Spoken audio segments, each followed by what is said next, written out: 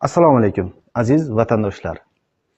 Siz ko'rib turgan ushbu polietilen paket ichida ko'mirning kukuni mavjud va bu kukunga oz miqdorda suv aralashtirib, mana shunday holatga keltirilgan holda va pechkaga yoqishga yaxshi yonilg'i tayyorlash mumkin. Bu tomondagi ko'rib turgan polietilen paketingizda esa molning chichgan po'qi bor. Bunga suv aralashtirish shart emas, ozgina somon yoki yog'ochlarning qirindisini qo'shgan holda xalq tilida aytganda mana shunday tappi holatiga keltirishingiz mumkin. Bu ham havoning sovuq kunlarida yaxshi yonilg'i hisoblanadi.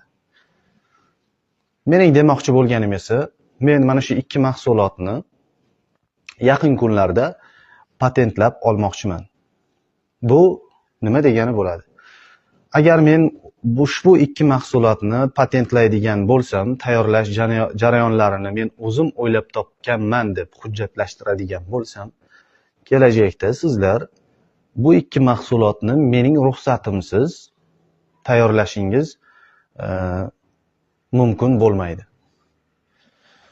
Shu masalaga o'z fikrlaringizni ushbu videoning muhokamalar bo'limida bildirib o'tsangiz, agar qo'llab-quvvatlaydiganlar bo'ladigan bo'lsa, men ushbu ikki mahsulotni patentlab olaman va butun vatanimiz hududida ushbu mahsulotni tayyorlash uchun mendan ruxsat so'rashlari kerak bo'ladi. E'tiboringiz uchun rahmat.